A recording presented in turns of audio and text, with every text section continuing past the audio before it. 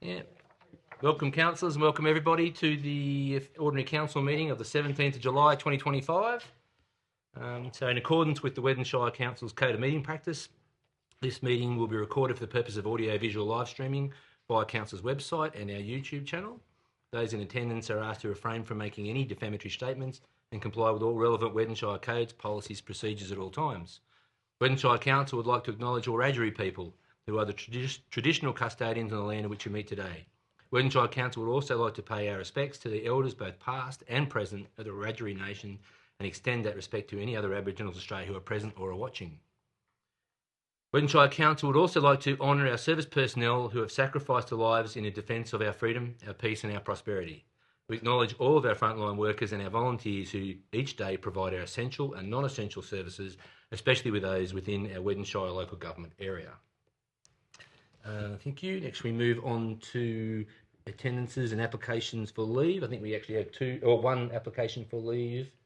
I'll ask the Acting General Manager, Luke, Mr. Sheen. Through you, Mr. Chair, yes. So Councillor White has got an apology and a leave of absence application. Yep, so we'll move them as one, if that's all right. We have a mover and a seconder for that. Yeah, moved by Councillor Rolls, seconded by Councillor Montgomery.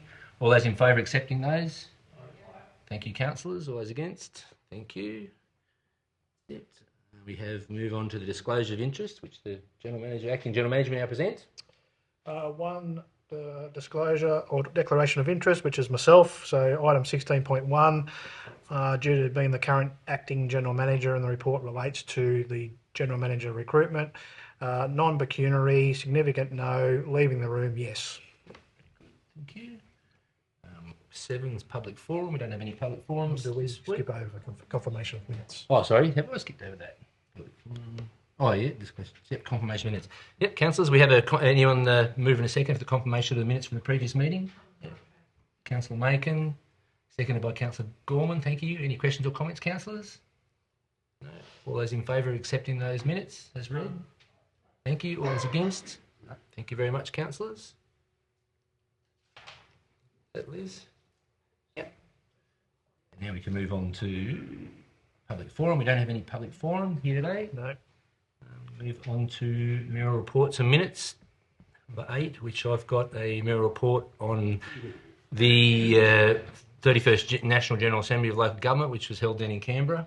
Myself, Councillor Gorman, Councillor Rolls and our Director of Corporate Services went down as well. It's pretty well all in the report, and actually the Councillor Gorman's also got a delegate's report later on in it as well. It was a good thing. Thank you very much for sending us down. It was pretty good.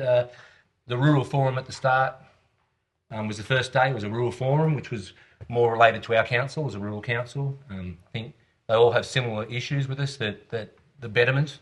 I think councils, everyone has an issue of betterment, where we receive enough money just to fix the roads after a flood or event. We don't have enough money to actually make those roads better and make those infrastructure more resilient.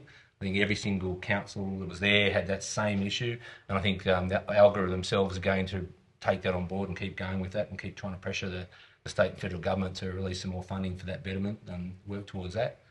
That was just a lot of other interesting discussion there about AI, using it for something like the planning, using it in planning areas, having the AI do the bulk of the work.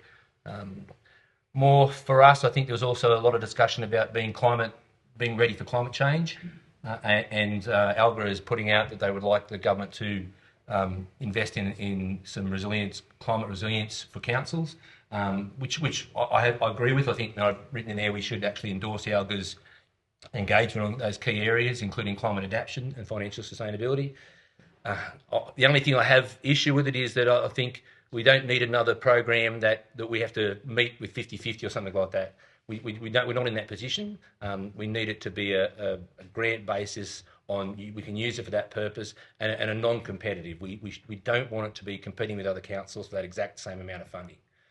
Because let's face it, there are other councils that have issues down the coast councils with a lot of coastal erosion and stuff like that. We have different issues. Ours are obviously, flooding on our roads and being bushfire preparedness and those sorts of things.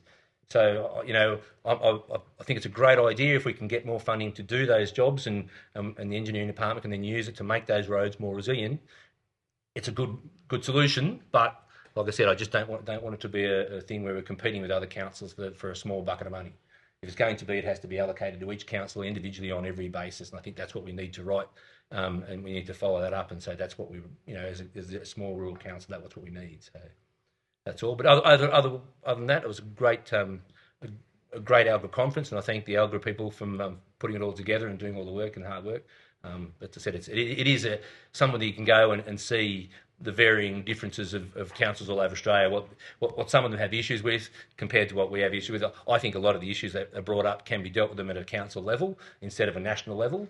They talk about things like colour of your roofing and stuff like that. It's bad for the environment to have grey coloured roofing. Well, to me that should be dealt at the local level and not dealt at a national conference. But that's just my personal opinion.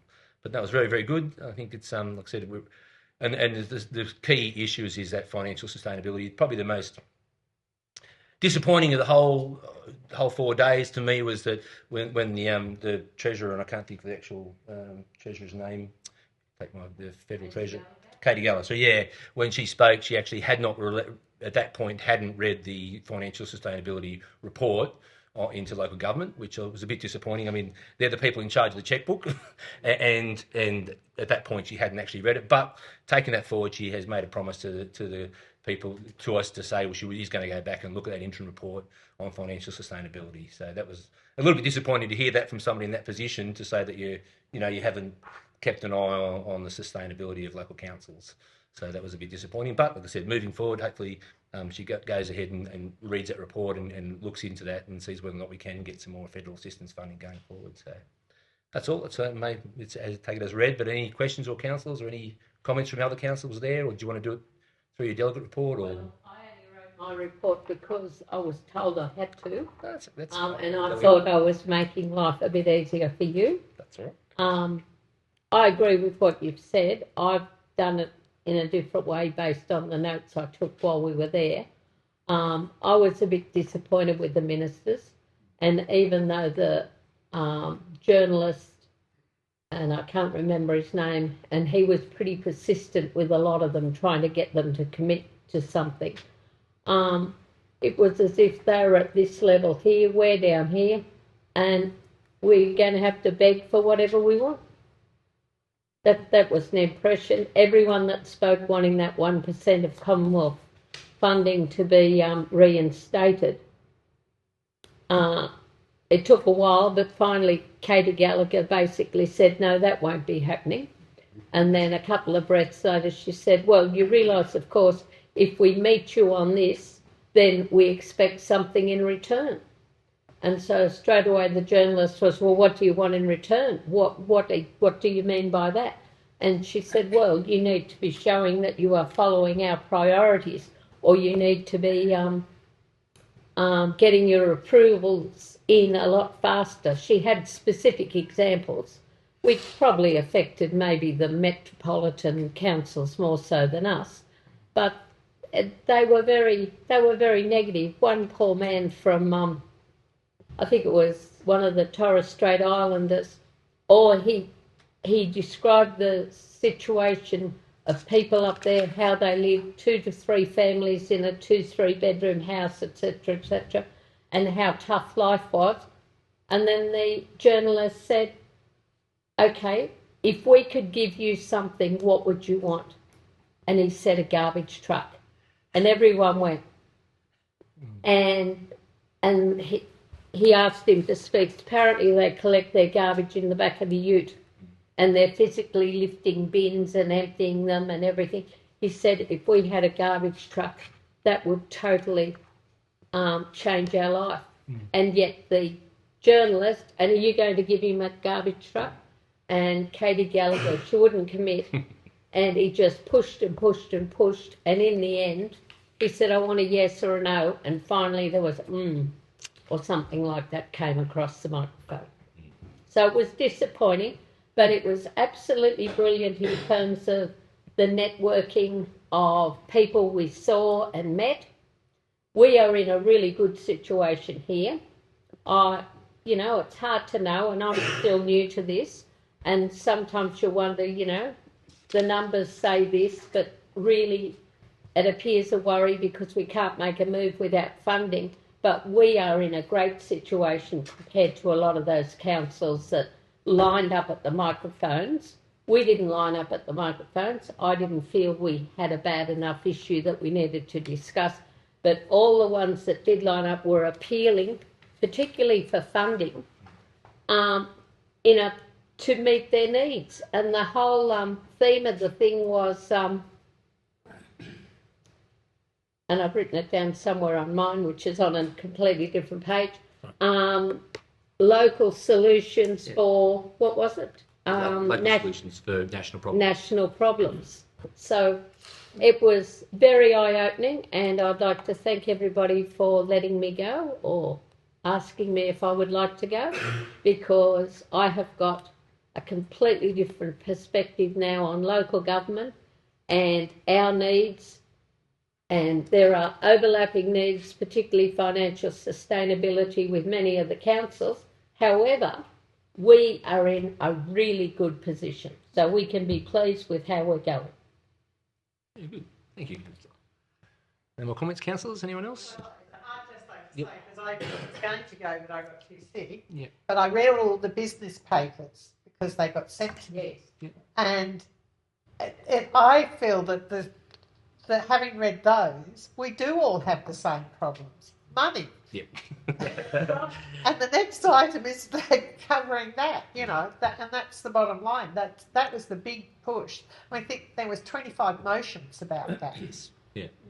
It was ridiculous, like And some motions, but yeah, and that's really is the issue.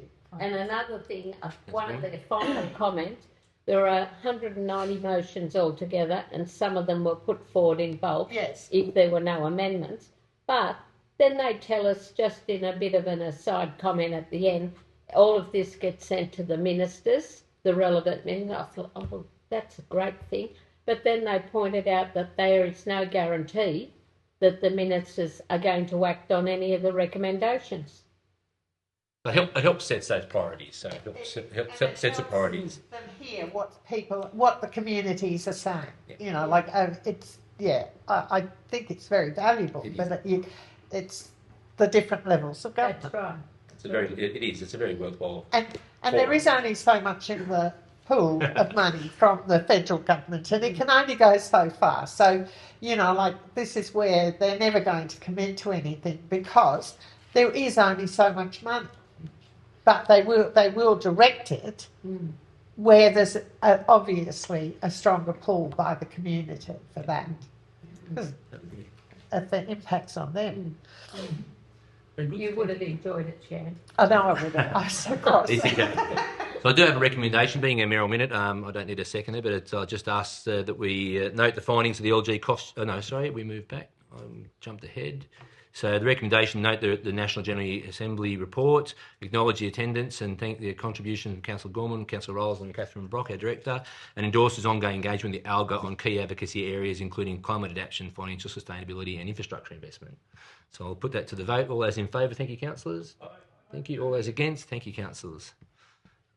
Along a similar, move on to the next one, which is a mayoral minute 2, which is our cost shifting report. The cost shifting report was put out from LG New South Wales, from Morrison Lowe. Again, it's another issue that this council particularly we all deal with. It's something that affects our bottom line. It's really highlighting that report, highlights something that we've known. I think it goes back to, I remember our previous Glenn Carroll, the previous, loved saying about how cost shifting was being such a big effect on us. And when you look at it, I'd ask all councils if they get a chance to read the report, the cost shifting report, gives you an idea of how much money is being shifted from things that were initially paid for by the communities by their taxes are now being paid for by our rates. And that's what it comes down to. We're not talking little figures. I think nationally it's up to $1.3 billion are now being cost shifted on councils that were dealt with in higher levels of government. And that has a direct effect on how much money we have to spend on our things like our roads, our libraries, our parks, and all our other issues and all the other things that we spend money on. So it's something that we have to keep advocating for and have to keep going back and saying, we can't put up with this any longer. We can't continue down this thing of shifting it all onto councils to pay for those and taking over those responsibilities, especially for little rural councils like us. It's unsustainable to continue down that path. So I think that's why we need to actually, and I'd ask anyone in the community that's interested in it to actually also look up the report, which is on our which will be on our website, and have a look through it and see how much money actually is involved that are no longer being dealt with by the state government, the federal government. It's being dealt at a local level, which it just shouldn't be. So, so we in there. I've actually got the section 3 is that we write to the Premier and the Treasurer and us and the New South Wales Minister for Local Government, seeking that they urgently address these cost shifting measures through a combination of regulatory reform and appropriate funding for us councillors. So that's all. So any questions or comments, councillors? No. Councillor Young. Having read the report, which I found was very interesting, is that we're all paying a hidden tax of $500 a year, basically. Yep. I mean, that's how it sums it up. Mm. And even though it was done by Elgin New South Wales, it was Morrison Lowe was an independent group that actually put the report together, so it's not... Yeah, through you, Mr Mayor, obviously when the public sit down and think about it, how much you pay in rates, you take $500 off that. Most of the time I'd say that's probably more than half some of the rates, or a third of the rates that you're paying is actually going to pay for things that the state government should be paying for, or federal government should be paying for, not the local government. And it is a real core of financial sustainability of our council. It's at the absolute heart of it, that we keep taking on these responsibilities, which, you know, the levies for the RFS and all those ones that we keep paying out. And we're doing it more and more. So anyway, I think this is hopefully all the other councils are in the same boat. They're all doing the same thing. We need to get those letters out to the ministers and say we just can't be sustainable while this is happening. So anyway, any more questions or comments, councillors? No. I put those recommendations. One, that we note the findings of the LG New South Wales cost shifting report for 2023-24 financial year.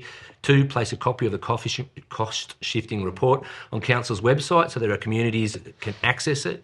And 3, write to the Premier, the New South Wales Treasurer and the New South Wales Minister of Local Government, seeking that they urgently address these cost shifting through a combination of regulatory reform and appropriate funding. So all those in favour of those recommendations, councillors? Thank you. All those against? Thank you, councillors.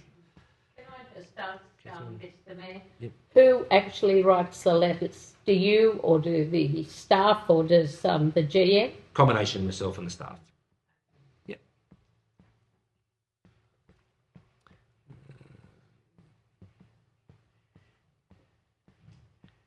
Just skip through this, if that's all right. I've got the one.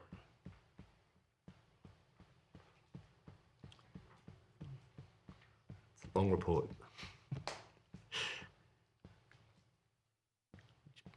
Page. You're not on that one.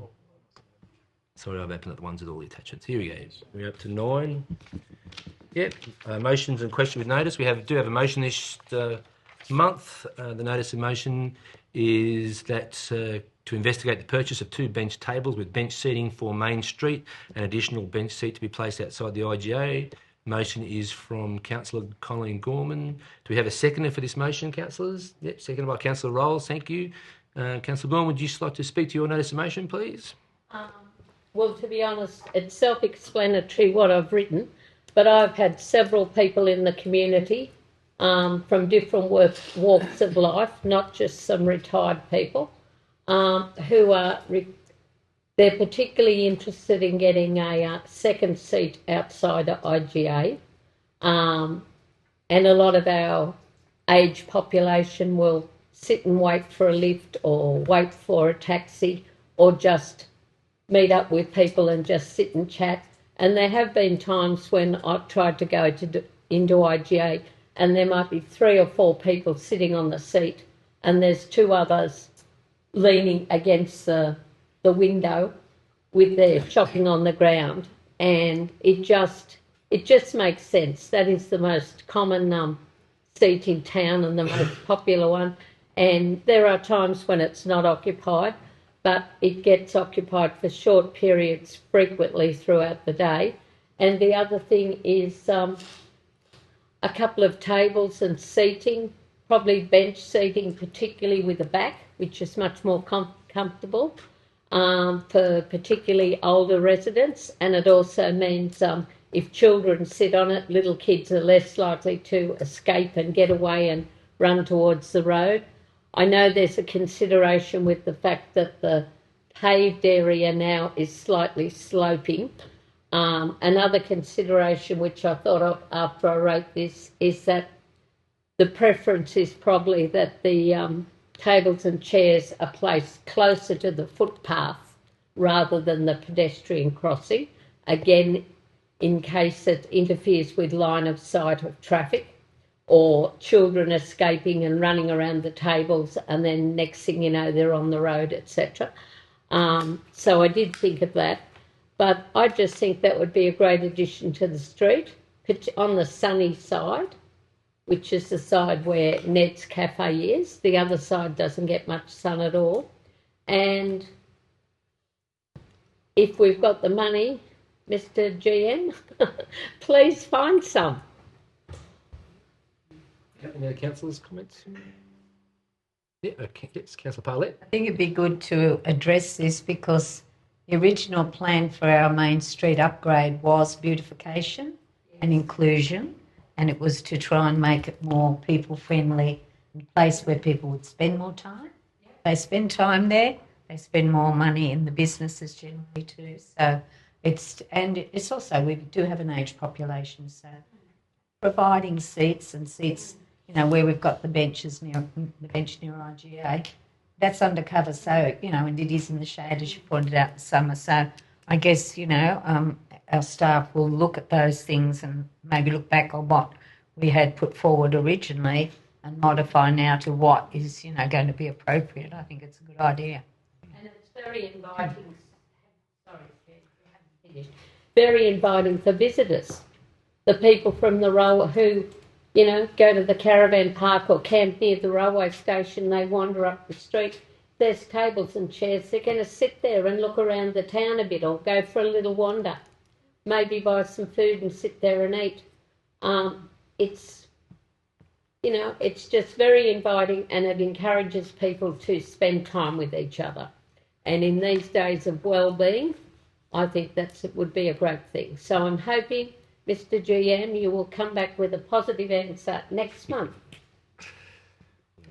Through you, Mr. Mayor. Yeah, look, we have had a quick, obviously, look at it, but yeah, in terms of the staff comments, look, street furniture is important in the CBD area. So, yeah, for pedestrians, it obviously allows people to socially interact, and it does attract people who are driving through. So, certainly, I think it's a good idea. We will get the staff, we'll go off and get some costings and do some review of the best place for the seating and what types and things that we can come up with, and we'll hopefully report that back to the following council meeting so that we can explore the funding opportunities to potentially do that work. So whether we can fit it within our existing budget or whether we do some of that preliminary work and we need to seek some grant funding to pay for it.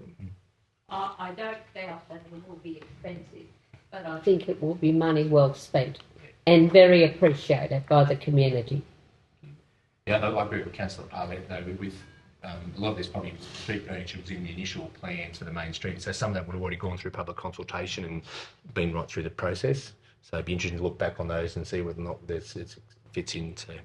That's right. I think there's no more comments on that, councillors. I think we're all pretty happy with that. Yeah. We have to vote, Councillor Gorman. So all those in favour of the recommendation, which is to investigate the purchase of two bench tables with bench seating for Main Street and an additional bench seat to be placed outside the IGA. All those in favour, councillors? Aye. Thank you. All those against? Thank you, councillors. Yeah. Very good. Next we move on to 10, which is the General Manager's report. I'll ask Mr Luke Sheen, the Acting General Manager, to present this report for us, which is... You can go through this. So we need to move and second. Yet the recommendations, we put the draft social media policy for staff, which is attached on public exhibition for 28 days, which will invite submissions from the community. And the Acting General Manager presents a further report to Council with all submissions received at the conclusion of the public exhibition period for Council's further consideration and adoption of the policy, or in the event that no submissions are received during the exhibition period, Council formally adopts a policy without any changes as per the policy of Council. We have a mover and a seconder. Thank you. Moved by Councillor Gorman and seconded by Councillor Neal. Thank you very much. Thank you, Mr. Mayor. So your council currently has a social media policy for staff. The current policy has been developed on the model policy, which was developed by the Office of Local Government. The policy sets out the standard of conduct for council staff and other officials, except for councillors, in using social media in their official capacity. So that policy currently was due for review. So the review's been undertaken and a new draft policy has been developed. Now the draft policy is exactly the same as the existing policy. So there's no changes proposed to it. So it's simply just putting it out as a new draft or draft policy, exactly the same, and inviting comments from any members of the community or councillors in relation to that, and inviting comments. Let's go through a consultation with the staff. Yep. So there will be a consultation with staff. At the moment, we don't have a consultative committee up and running, but we're trying to get that up and running. But yeah, there will be consultation with staff during meetings and our team meetings to let them know. And what was the Councillor Gorman? Sorry, Mr. Mayor. What was the purpose of having a separate staff one and a separate councillor one? Was there a reasoning behind that? Through you, Mr. Mayor, it was just to try and simplify it so that it wasn't overcomplicated for staff, having obviously clauses in there relating to councillors and vice versa. So we just thought it was a better option to split the policy up, slightly different from council employees and councillors. So that was the purpose of it. It still follows the best practice from LG. So, yeah. Any more questions or comments, councillors? No. I'll put that one to the vote. All those in favour of those recommendations, please raise your hand. Thank you, councillors. All those against? So moved. Thank you. Next, we move on.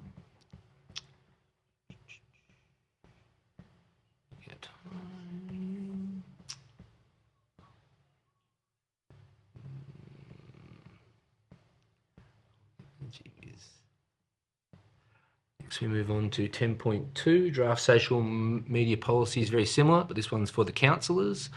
The recommendation that council places the draft social media policy for councillors, which is attached to the report, on public exhibition for 28 days for the purpose of submissions from the community, and requests the acting general manager presents a further report to council with all submissions received at the conclusion of the public exhibition period for council's further consideration and adoption of the policy, or in the event that no submissions are received during the exhibition period, council will then formally adopt the policy without any changes as per the policy of council. Do we have a mover and a seconder? Thank you. Moved by Councillor Roll, seconded by Councillor Macon. Thank you very much. Ask the acting general manager to speak on this one. Very similar to the last one there. Thank you, Mr. Mayor. So yeah, pretty much exactly the same as the last one, but this policy obviously relates to councillors. So it once again was based on the model policy developed by the Office of Local Government.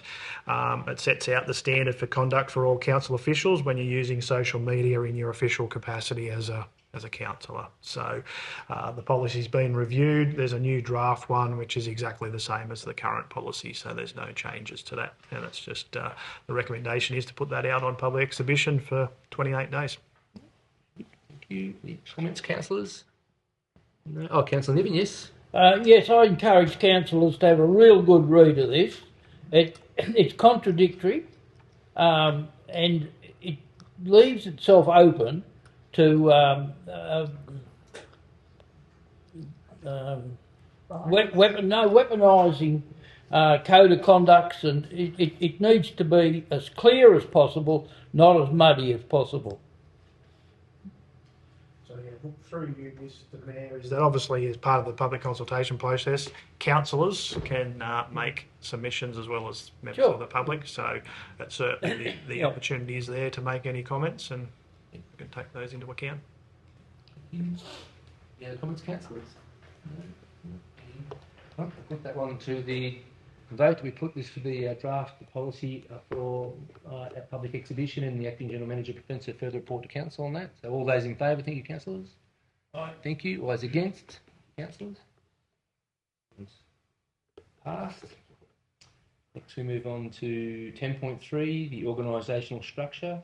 The recommendation is that council's note the information contained in the report determines that the general manager is the only senior staff position of council, and approves the organisational structure as presented in alignment with Section 332 and Section 333 of the Local Government Act 1993, with the directorates of A, the Office of the General Manager, B, Corporate Services, C, Environmental Services and Infrastructure Services. We have a move and a second, councillors.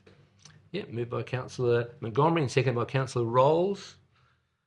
I'll ask the Acting General Manager to speak on this one, which is basically the organisational structure of the business. So thank you, Mr. Mayor. So yeah, Section 332 of the Local Government Act, it outlines that councils must, after consulting with the General Manager, determine the resources to be allocated towards the employment of staff, and then after consulting with the council, the General Manager must determine the positions within the organisational structure. So essentially part of that work was done last month when council endorsed the 2024 to 2028 workforce management strategy and the long-term financial plan. So that was the resourcing around our staffing. Section 333 of the Local Government Act states that the organisational structure must be reviewed and either redetermined, but that has to be done within 12 months of the election. So that's going to be in September this year that we have to do that. So this report is essentially doing that review of the structure. It's recommending that we stay with the current structure, 3 departments plus the General Manager's department, so sort of 4 areas.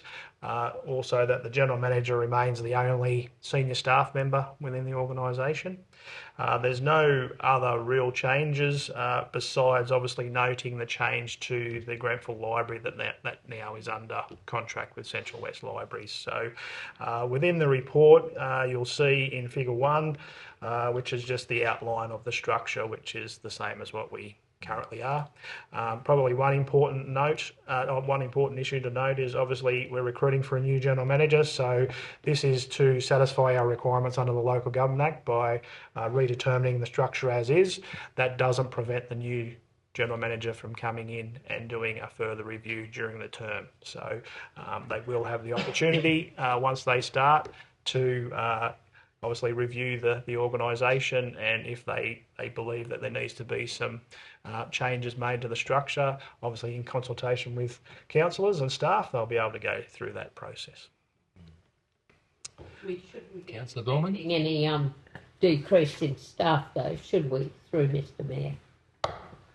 Through you, Mr. Mayor, I wouldn't imagine there'd be a decrease in staff. Sometimes there might be some change around departments and who's responsible for what, but I would imagine any new General Manager will probably want to take a bit of time to review what we currently have and make any tweaks that they may wish to make. No, I agree with the Acting General Manager. I think that's a pretty normal process. They came in, have a look at the business, how they want to run the business, and spend a bit of time in the business itself before making any changes to staffing levels. That would be fairly normal for the procedure, I'd imagine. So this is basically just keeping us up with compliance in the meantime. Yep. Any questions, councillors? No? Any more comments? No? Put that one to the vote then. That council notes information in this report, determines the structure of that the General Manager is the only senior staff position within council, approves the organisation structure, having an Office of General Manager, Corporate Services, Environmental Services and Infrastructure Services as per written. So all those in favour? Thank you. Thank you, councillors. All those against? So moved. Thank you. We move on to 10.4, which is the written returns of interest and related party disclosures. The recommendation, councils and delegated persons review their personal circumstances and determine if they are required to lodge a written return of interest within 3 months of the 30th of June 2025.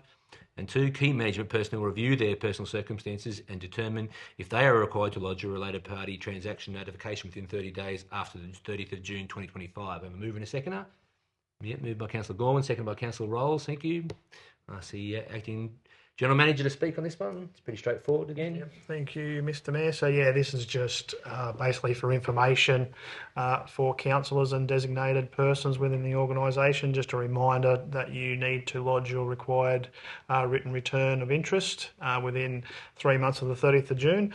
and your related party disclosures within 30 days of the 30th of June. So that'll be the end of this month. So the model code of conduct for local government in New South Wales makes it mandatory for councillors and designated persons to disclose their personal interests. So I believe that the executive assistant has sent those forms out to everyone. It's just a matter of completing those and returning those to the executive assistant so we satisfy our requirements. Sometimes it's worth coming in and having your old one so that you can jog your memory. Yep.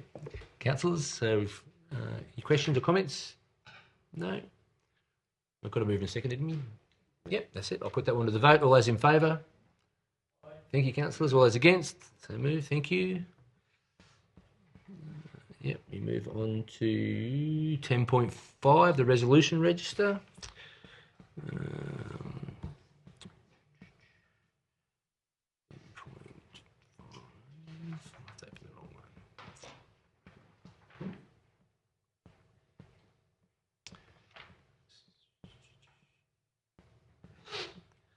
This last part about this meeting is going to be me going through all these.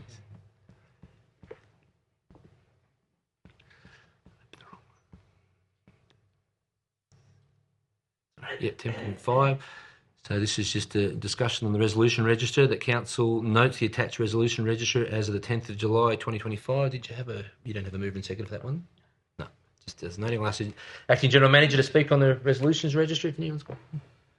Thank you, Mr Mayor. So this report just provides councillors in the community an update on some of those key tasks that we've got in our resolution register. So it's been updated as of the 10th of July 2025. So just providing an outline, an update on those key actions that we're currently working on.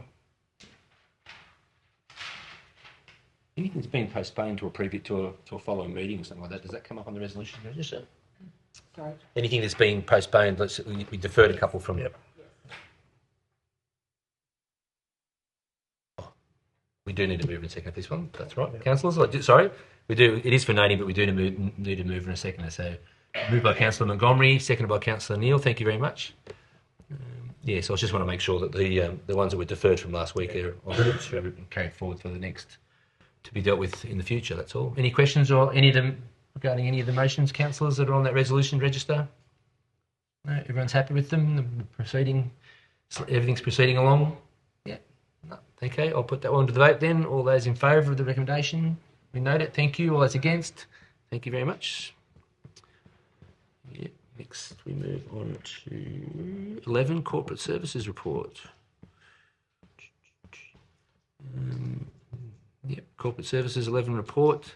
Next, 11 is Statement of Bank Balances and Banking Facilities. Councils note the information contained in the Statement of Bank Balances and Banking Facilities. Do I have a move and a seconder first? Yep. Moved by Councillor Parlett and seconded by Councillor Macon. Thank you very much. I'll ask our Director of Corporate Services to speak on this report, please. Thank you. Mr Mayor, as at 30th of June, we had $13.2 million cash at bank, of which $12.5 million was on term deposit earning interest. For the full financial year, we have earned $517,000 in interest on these funds on deposit. Of this balance, $9.2 million is externally restricted cash, and we have $3.9 million of unrestricted cash with $1.1 million of internal allocations. To note on that bank balance that 50% of the FY26 financial assistance grant was received in June 2025, so is part of that balance. Yeah, very good. Thank you. Any questions, councillors? I suppose I'll just ask the Director. I suppose when we're rolling over some of those which are coming to maturity, we're finding a little bit of decrease in interest, but not a great deal by the look of it. No, the interest rate is still. It's dropped. We've had it in the 4s. It's dropping into the high 3s now, and I would expect that will continue to drop as the year goes on. Yeah. And we're managing that in conjunction with our cash balance review and our cash forecasting. So there will be expending that as grants reduce. Yep. Thank you. Through you, Mr. Mayor, too, it's probably just worth acknowledging Catherine and her team, obviously with the amount of work that they do each month, making sure that they're rolling things over and trying to get the best interest rate that we can. So that probably reflects on how much we've earned during the year in interest. So they probably need an acknowledgement of how well they've done during the year. Yeah, totally agree. Thank you very much. Staff. And it is good. We're in a pretty good cash position, but as you said, the forward payment of the federal assistance grants probably is something we've got to be well aware of, and we need to make sure that we've got that money there moving in for the rest of the year sort of thing. So, yeah. Mr. Mayor, if I could just add that I have only been in the role for a short time, and it's been the team that has managed that very well. So acknowledge Acting General Manager's comments, but it's been the finance team that have really focused on getting the best returns on that. So I too would second that they've done an amazing job. $500,000 in interest is an incredible thing for us. It really is. It makes such a big difference. That's $500,000 we can spend on infrastructure and equipment and plant or whatever we need. So it's untied. It's once again, it's back to the old thing. It's untied. It's our money. It's not for a specific purpose. So that's what we need more of it. So if you can just double that, that'd be good. Anthony would be happy with that. You wish you want a truck? No worries. Any more questions or councillors on that one? No, I'll put that one to the vote. All those in favour, please. Oh, I've got to move in a second. Yeah. All those. Yeah. Thank you. All those against noting the report. Thank you. Next, we move on to 11.2, which is the rates and charges collection for June 2025. The recommendation is that Council notes the information contained in the report, provides an update on rates and charge collection for the month of June 2025, and notes that the Weddin Shire newsletter issued for will accompany the rates notice. I move in a seconder. Yeah, moved by Councillor Montgomery and second by Councillor Rolls. Thank you very much. I asked Director of Corporate again to speak about this one. Thank you. Mr. Mayor. We have collected $4.6 million in rates in the FY25 financial year, and as at 30 June, we have $665,000 in rates outstanding. Of the 2024-25 rates charged, our outstanding balance is 10.02% at 30 June, which is sitting just above the guideline of 10%. The collection of the arrears will be a focus once the end of financial year is closed to reduce this balance. I'd like to also note that the rates for the FY26 financial year will be levied on Monday, and the team has worked significantly to get this done prior to our requirements to have them issued by 31 July. Last one. Thanks for the staff for doing that hard work and getting that on time, which is really, really good. Councillors, any questions or comments to the Director? No. I think the 10.2 is something, like I said, we're only just slightly over the benchmark, very, very close. And it's a difficult thing to work on, but thank you very much for that hard work on trying to bring it down. Like I said, we have previously, it has spiked at sometimes a bit higher than that, but I said we're always, it's trending in the downward direction, which is really good. And if we can get that down to the low nines or something like that, it's all that money is better in, as you said, it can be used for us to make interest, and that's what we need. The money in the bank is important. Councillor Megan. When does the council receive the 50% rebate for the concession? Does it get it periodically, or is it a lump sum at the end of the financial year? Good question. Mr. Mayor, I have to take that. Okay, cool.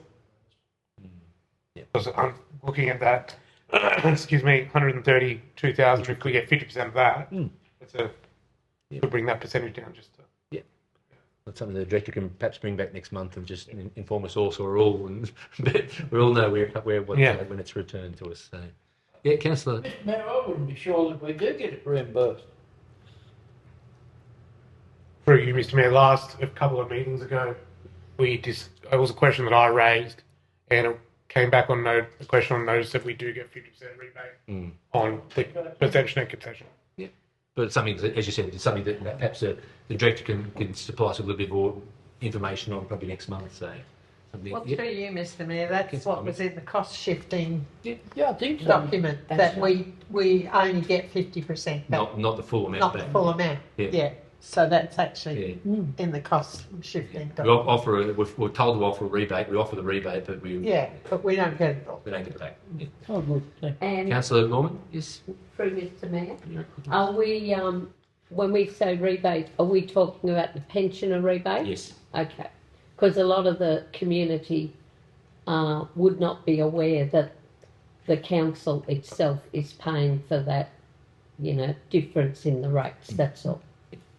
No, definitely. So we do ask for some, like I said, a portion of it back, but I said it's only 50% of, I think, of all the money that we give back in rebates. Yep. Okay. Thank you very much, Director. I'll put that one to the vote then. All those in favour of rating that report? Thank you, councillors. All those against? Thank you very much. Next, we move on to 11.3, which is the Self-Initiated Improvement Management Plan. And the same, once again, this is just a noting on the updates provided in this report. We have a mover and a seconder. Yeah, moved by Councillor Rolls, seconded by Councillor Montgomery. Thank you very much. I'll ask the Director to speak about our Self-Improvement Management Plan and where we're up to with it. Mr. Mayor, the actions in the Self-Initiated Improvement Plan have evolved over time as we've improved within council how we conduct our performance and review it. So it's progressing from the initial purpose that was to manage the FY23 financial statements, in particular cash restriction. We've overseen that with ongoing financial governance, and improved reporting to the council, and we now have strong financial operational focuses to ensure that we've got this managed. The Audit Risk and Improvement Committee has advised that the plan could now evolve further away from the restricted cash balances, as this was a one-off breach, and focus now on building the council's financial sustainability into the future. So the updates in this plan are now reflecting moving the organisation into a long-term financial sustainability focus and in line with the council's adopted integrated planning and reporting framework. The plan has three main factored areas of focus: short-term, mid-term and strategic. Focus on grant reporting and managing delivery times has been improved, and I want to acknowledge the work that the engineers and the management accountant have achieved to date in making these improvements. It's an ongoing collaboration and they continue to improve their knowledge transfer between the two teams. The capital works and maintenance scheduling and reporting is ongoing as well for greater transparency on resource management, budgeting and grant expenditure, and again is being collaboratively developed, that's a mouthful, by these teams. This reporting, when developed, will advise a regular reporting to council on the progress of these grant expenditure. Mid-term focus is on risk and draft continuity plan, which the updates are now completed. The draft report will be tabled to the Audit Risk and Improvement Committee in the next meeting and then tabled to the council thereafter. Very good. Thank you very much. I think it's a great idea of evolving something which was put in place for a specific purpose to be more general and tackle those issues for sustainability. It's a terrific idea for something which worked really well in what we've got. We've got our procurement down, we've got all that sorted out, and we're in a better cash position because of it, because of this plan. So I think this is a really good suggestion to then, to not just drop it and say we're finished with it, we're done, move on. To say no, let's do something with it. Let's evolve it and bring it forward and to something to meet us this year, not 2 years ago. So I think it's a great idea. Yep. Yeah, Councillor Montgomery. It's a requirement of ARIC Oh, okay. to have it. All right. So they actually, like the self-initiated one was one that we started, but they actually have developed, said we have to develop it into a far more extensive level. Yeah. And they've sent through lots of recommendations for that. Yeah. Do you think that's a legal requirement, or is that just a requirement of ARIC? It's a legal requirement of ARIC. Is it? I wasn't aware. Yeah, because anyway. Yeah, that's great. We're all learning. We haven't had ARIC for that long, and I thought ARIC was an advisory committee. And I didn't realise it had a. It's developing as it goes too, but just attending the ARIC meetings, they talk about this all the time, and the new ARIC team, they are very well versed in all these things. So yeah. Okay, very good. Thank you. Any other questions or comments for the director, councillors? No. I think it's a great move. Anyway, I think we can see good things coming out of it in the future, especially with sustainability being such a big issue for us. Okay, great review. Great initiative. Thank you very much. So I'll put that one to the favour. Those recommendations that we note those updates in that report. Thank you, councillors. All those in favour? Thank you. Anyone against? Thank you, councillor. So moved. We can move on now to...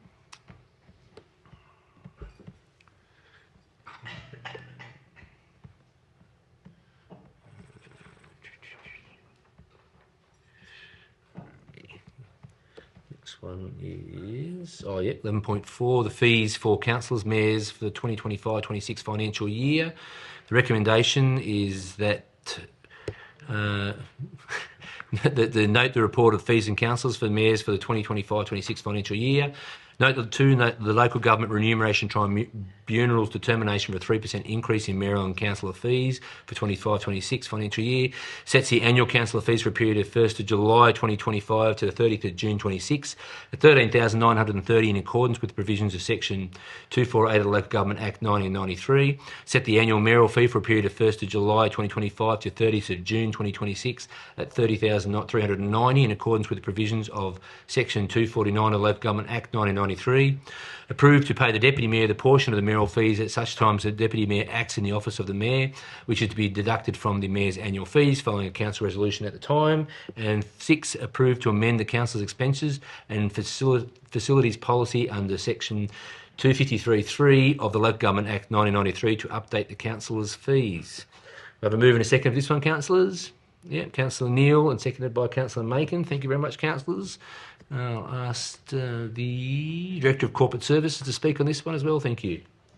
Mr Mayor, the Remuneration Tribunal has determined to raise the fees by 3% in their mayoral and councillor fees for the current 2025-26 financial year.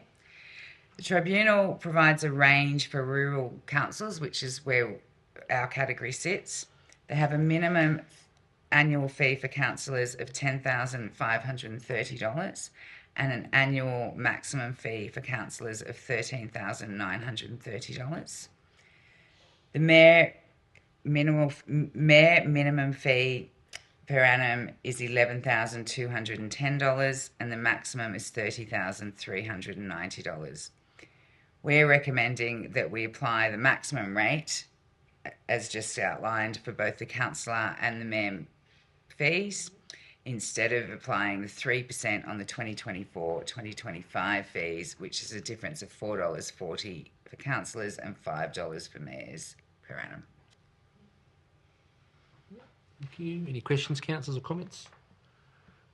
No, I suppose I'll make a comment. Down at the Alga conference, there was a lot of discussion around, female being in the roles and looking for ways of encouraging more females to be in taking up the roles as councillors. One of the suggestions was offering perhaps some maternity leave, things like that. So I'd be interested to see how the Alga works with that and whether they make any recommendations in the future to like these tribunals to try and encourage it. We're very lucky here. I think we've got a good representation of women on the council. Plus, within the organisation itself, nearly at 50% female now. I can't remember off the top of my head, but we're very, very close anyway. I think it was. So it was very, very good. So yeah, so that's something to that's going to be obviously may come up as an issue in the future, sort of thing. So, like I said, I always think you decent remuneration for the work you do as councillors is important. Yeah. So, any other comments, councillors? No. Councillor Gorman, yes. Through the mayor, at the at Alba conference, it was very interesting.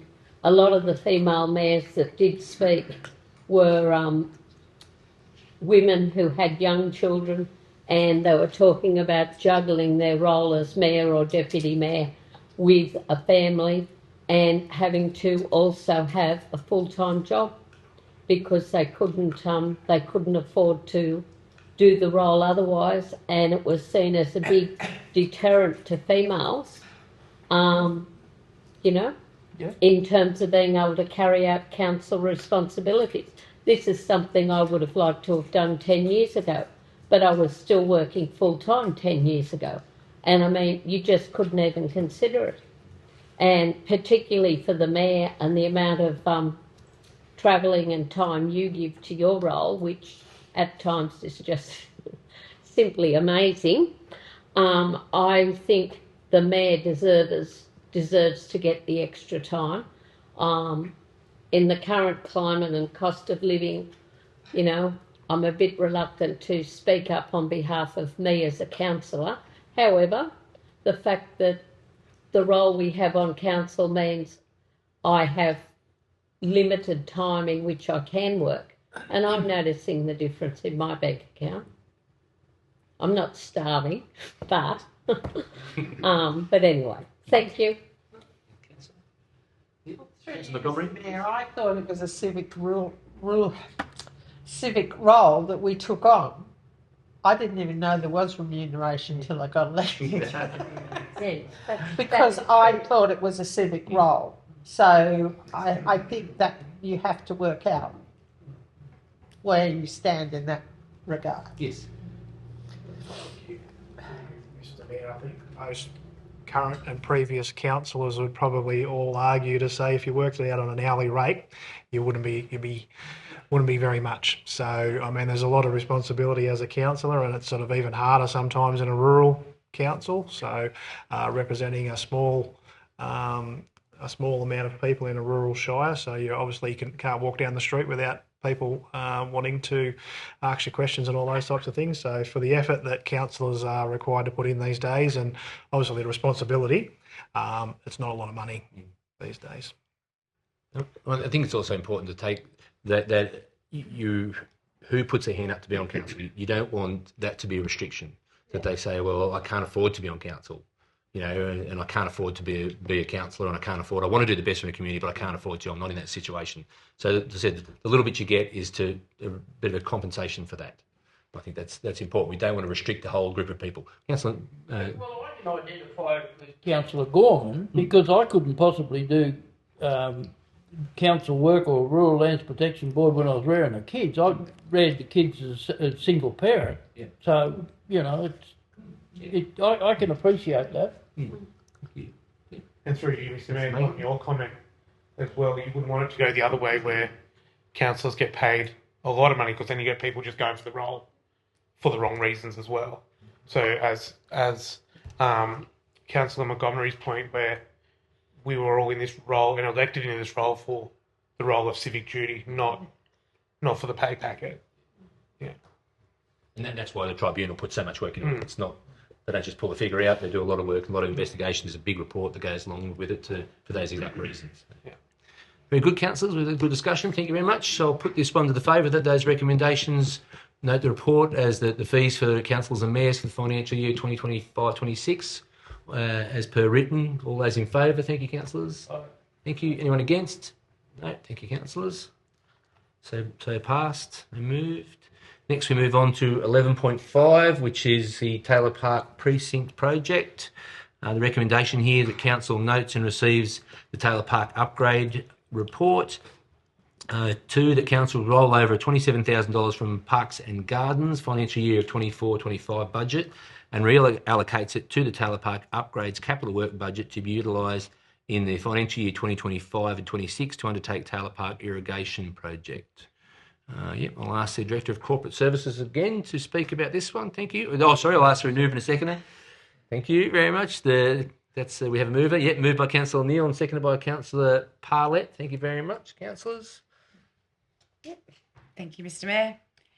So the Taylor Park project is continuing to be delivered under 2 grant funding programs. We are working through the ongoing management of those programs and have identified that the existing budget does not include an updated irrigation system going into the park. Because of the nature of this program and the high profile development of the park, we want to ensure that the finished product is maintained in the standard that it is delivered in, and particularly during periods of drought or other environmental matters.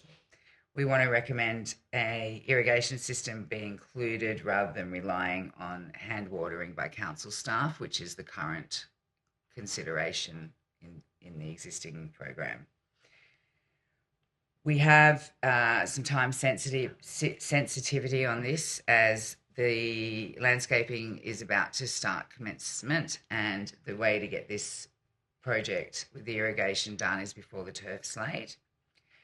We've received a preliminary quote of $26,000 for the installation of the irrigation into Taylor Park, and would like to propose that council roll over $27,000 from the 2024-2025 Parks and Gardens unused budget and reallocate this to Taylor Park to facilitate this irrigation installation.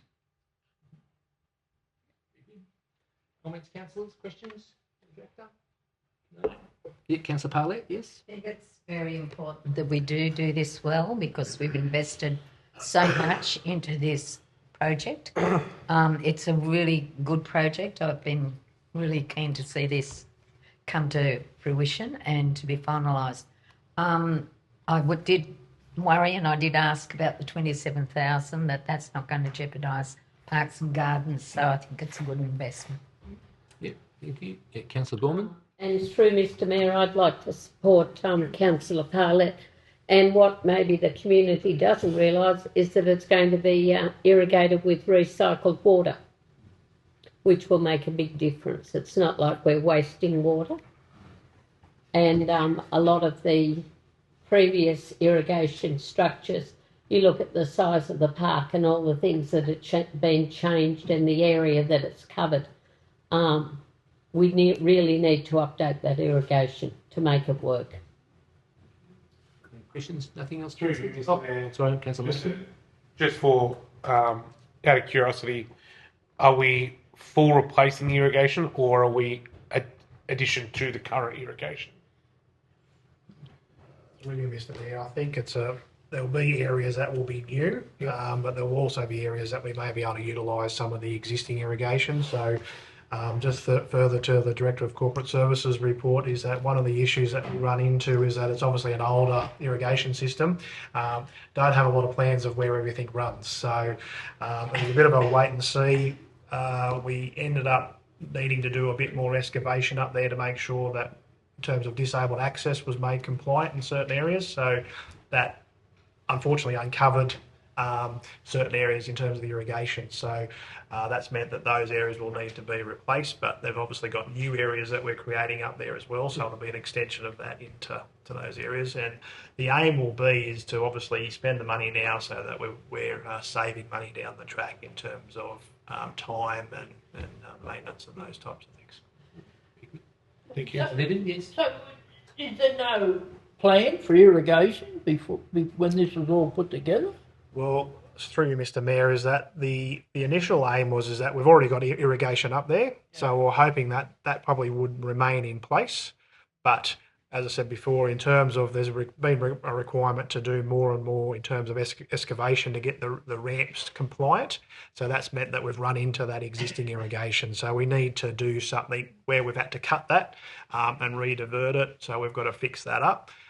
And then we'll need to, there was a plan, I think, originally to say that some parts may be able to just be hand watered, but looking at that, that's obviously a big in-cost to council, particularly when you're going through a drought or in the middle of summer having to do that. So if we can get that set up so it's automatic, so we already use the reclaimed effluent or recycled water up there. It'll be an extension of that existing system to meet the new areas and improve the current system and repair and update it where needed. Councillor Gore? It's also a much more economical way of labour costing and time management in terms of the staff might be needed in other areas. So I think we've got no choice. If I could also add, if this is done at a later date, then there'll be additional costs because they'll have to pull out lawns, we'll have to make changes. So now is the optimal time to also. So also, I suppose, through you, Mr. Obviously, to touch on Councillor Niven's point there too, is that part of this money will obviously be us sort of designing that appropriately. So in terms of pipe sizes, where it's going to go, so it's the most efficient way of doing it. So that will be encompassed with a bit of design work to say, okay, what can we match in with what we've existing got, where we need to install some new irrigation, and fitting within that budget that we've got allocated if councillors approve it. That's really good, Mr Mayor. It's being professionally mapped, so we know in the future if we need to do anything else, we know where everything is. If something breaks or whatever, we know where everything is instead of digging wildlessly. myself, I think the most important thing is we're lucky to get 2 grants to nearly over $1 million to upgrade a park in town. It's just fabulous. We're going to have this upgraded park. If it comes at a cost at $27,000 to upgrade the irrigation system for the longevity of the actual park and all the grass and actually all the plants up there, I think this is a bit of a no-brainer to me. And I think if we had been moving other budgets around, but this is Parks and Gardens budget that was unspent in the last previous year, just rolling it over and expending that on Parks and Gardens in this year. So I sort of don't really think there's an issue with it personally. I think it's wonderful if we can get it. Like I said, it's a multi-million, like $1 million park upgrade.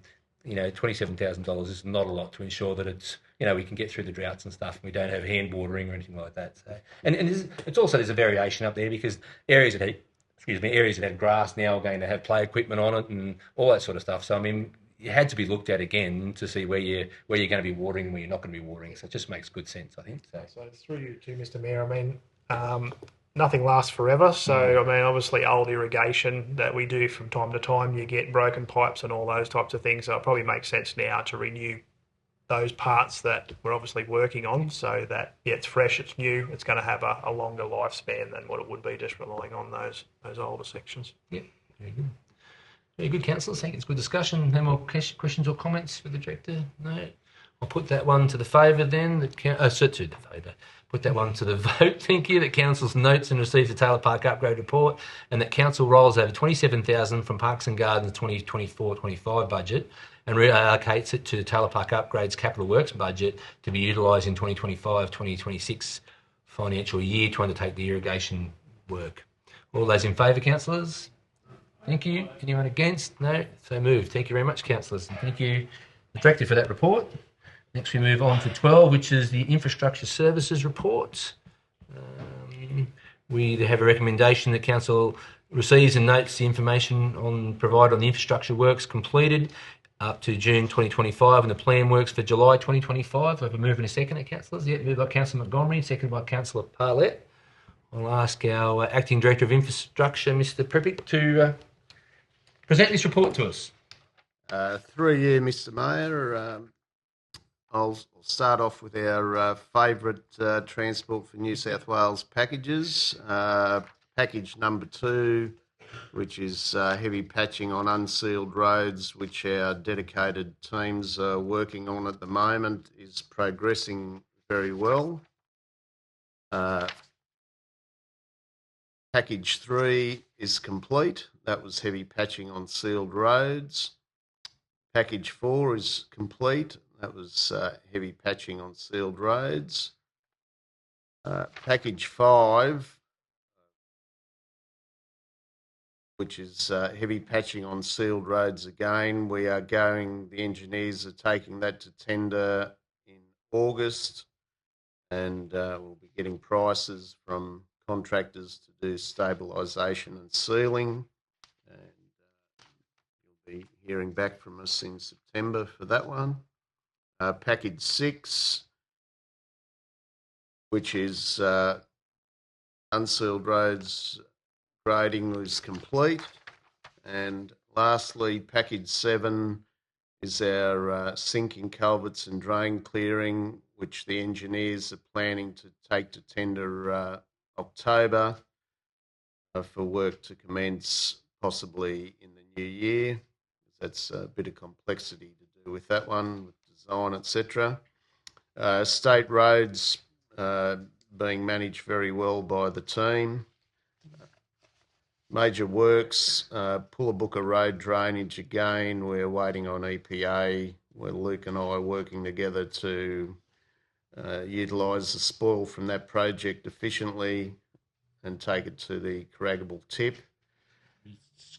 Will you stockpile the tip or spread it, or just hold it there? Initially stockpile, and then when Luke and the team work out what they're doing most efficiently to spread it over the tip. Yep.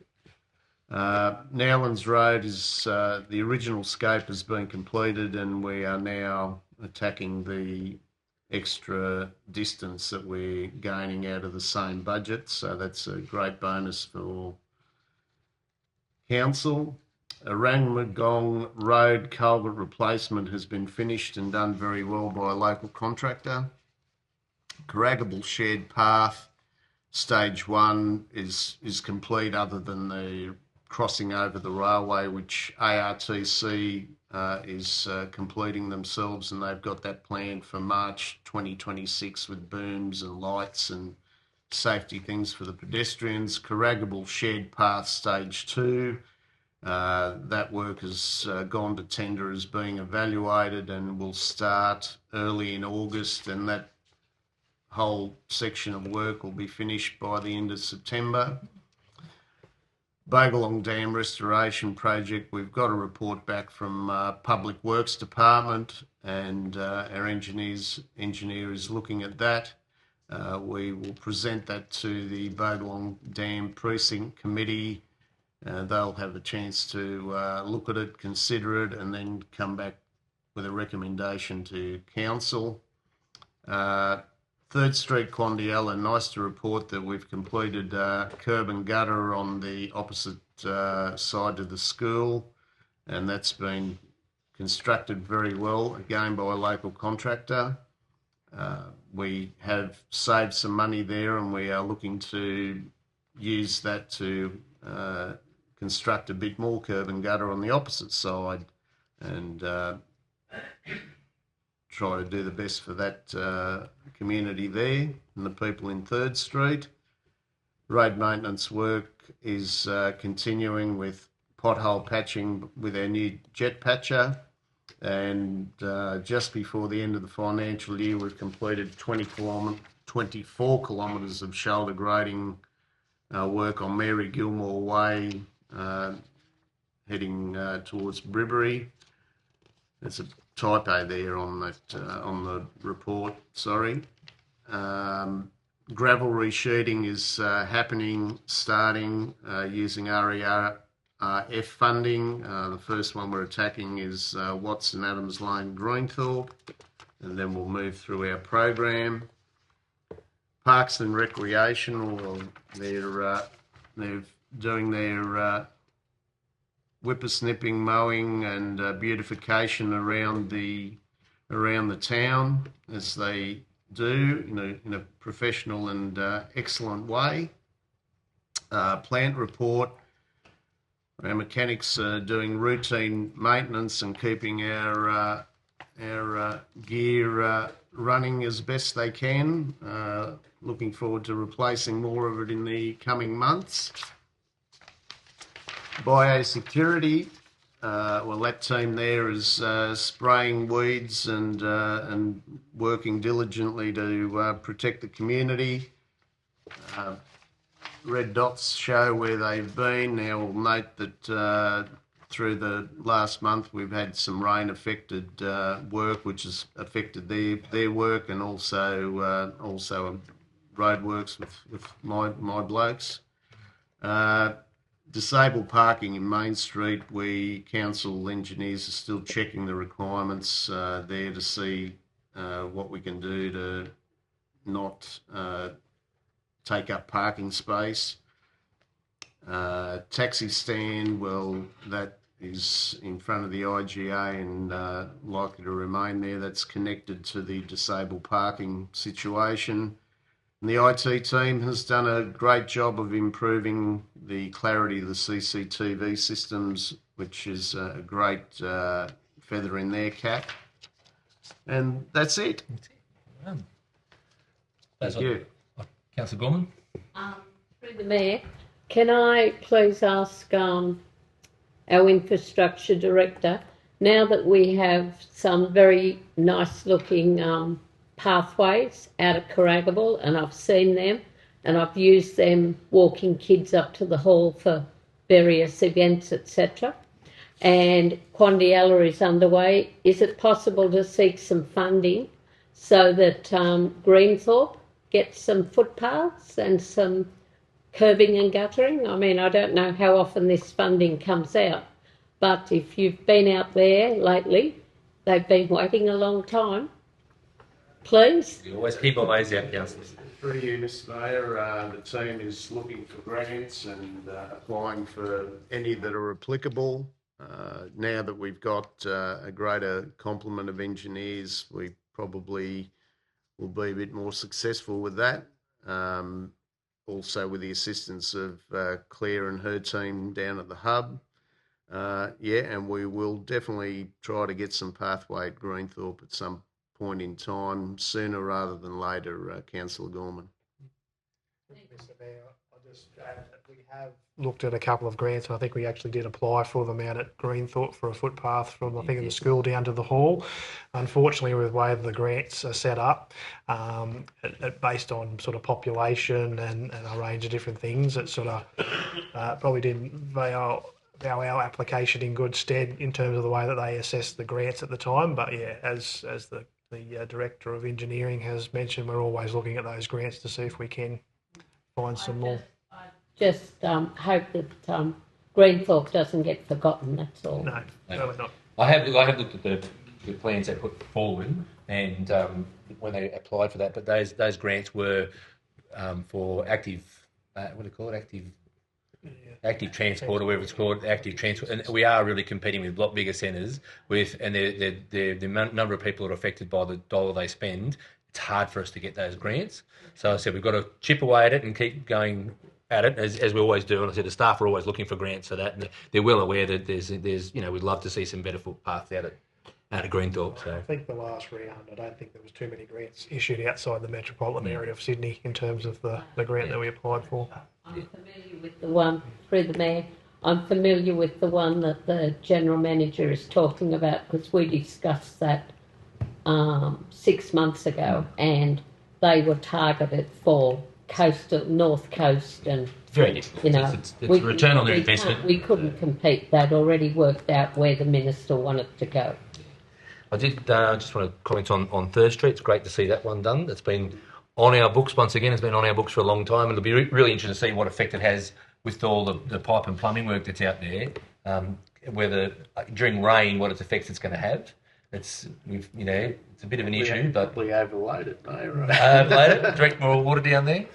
I'd probably ask. It'd probably be great if someone could go out and have a look at it next time. Yeah, no, we have through you, Mr. Mayor. We have had our Steve and Peter go out there and check the pump and make sure it'll be ready. They've cleaned it, cleaned the pits, etc. there with a local contractor and done a good job. So we're ready for the rain. That road Third Street is planned to reshoot and redo over the next financial year, and if we can get the other side curb done, that'll be a great win, and it will also make reshooting that road a much better quality job. Thank you. Just be interesting to see how it affects it. Like I said, it's the pumps and the pipes out there. So the other thing I only got comment I got is package 7. I think it's going to be. I'm going to wait and see how you go with it, but it seems like there's an awful lot of work to be done for only $380,000 for all those. Yes, through you, Mr. Mayor, we're likely not to do that full scope with the money allocated, but we'll target the engineers are going out there scoping that work as we speak, trying to determine what's the worst, what's the best, and obviously we're going to attack worst to best with the monies that we've been granted, and do as much of it as we can in order of need. Yeah, no, it's just it would have been nice to see that the money that we applied for it we received the whole amount, and we could have got a lot of that work done, because you're talking about climate update, they're talking about climate, changes in climate, and got to be prepared for more seasonal rains and things like that, and yet where we need it to fix these sinking culverts, we just could not seem to get funding for it. I know they have taken a huge chunk out of our original proposed funding. Mm. Yeah, it's just, like I said, it's just disappointing anyway. It's disappointing for the community, where there was hope that some of those culverts might have been repaired and fixed up. So anyway, that's any other questions, comments, councillors on the report? No, I'll put that report then. All those in favour of those recommendations? There's no actual recommendations, just that we receive and note the information in that report. All those in favour? Thank you. All those against? Thank you, councillors, and thank you, Acting Director, for your report. Next we move on to the Environmental Services Report 13.1, which is development applications, construction certificates and complying developments. Just for noting, you wanted a mover and seconder for... No mover and seconder for this one, just for noting. I'll ask the Acting General Manager to provide this report. You can put on another hat. Thank you, Mr Mayor. Yeah, so this report just provides councillors and the community just an update on the development applications and the construction certificates that were issued during the month of June. Just for noting. Just for noting. No comments, councillors? No? It's pretty straightforward. No. We'll put that one to the vote. All those in favour of that recommendation, please, we note it. Oh, we didn't need to. Sorry. Well, I'm just it's just a habit. It's a habit. Next we move on to 14, which is the delegates report, which is the Deputy Mayor, Councillor Gorman, has put in a delegates report for the ALGA conference, the National General Assembly, on the 24th, 25th, 26th and 27th of June.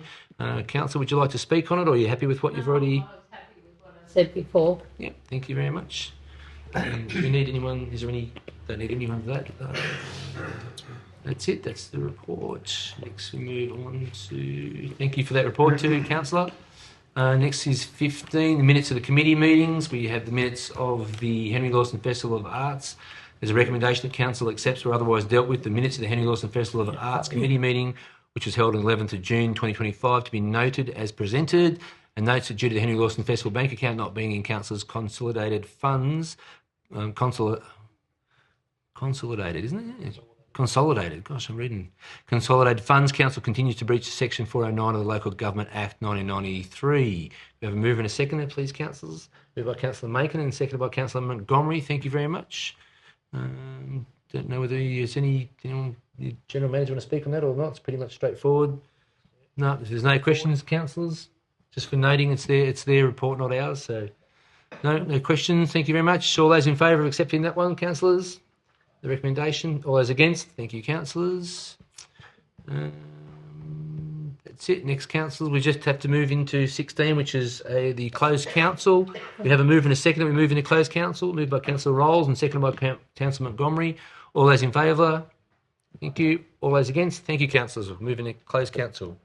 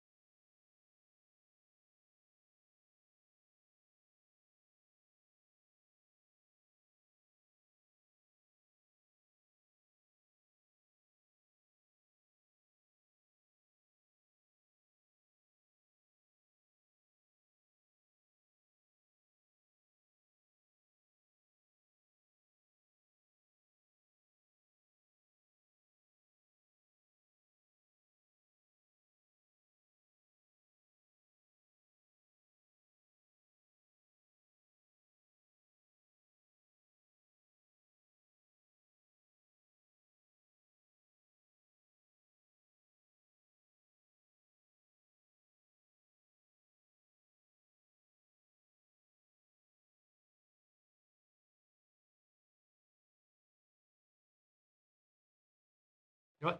Thank you very much. Thank you, everyone, and everyone watching. We're back on to from the closed council. The meeting was closed for the closed council under Section 10A2 of the Local Government Act to consider the items which would, because of their confidential nature, we were considering the matter of the mayoral minute, which was the update on the general manager's recruitment. This matter was considered to be confidential under 10A2, A1, A and D1 of the Local Government Act 1993, and that council is satisfied the discussion of this matter in an open meeting would, on balance, be contrary to the public interest as it deals with personal matters concern particular individuals other than councillors, and commercial information of a confidential nature that would, if disclosed, prejudice the commercial position of the person who supplied it. And it was just, I said, just to provide an update to councillors that where we're up to with the general manager recruitment, and that's really all we need, I think. Next, we've moved in open council. So at this point, councillors, thank you very much for your attendance on the 17th. Their ordinary council meeting, 17th of July. Thank you very much. We'll have a move in a second to close the meeting. Moved by Councillor Rolls and seconded by Councillor Macon. Thank you very much. All those in favour, we close the meeting. All those against? Thank you very much, councillors, and thank you, staff, for your work.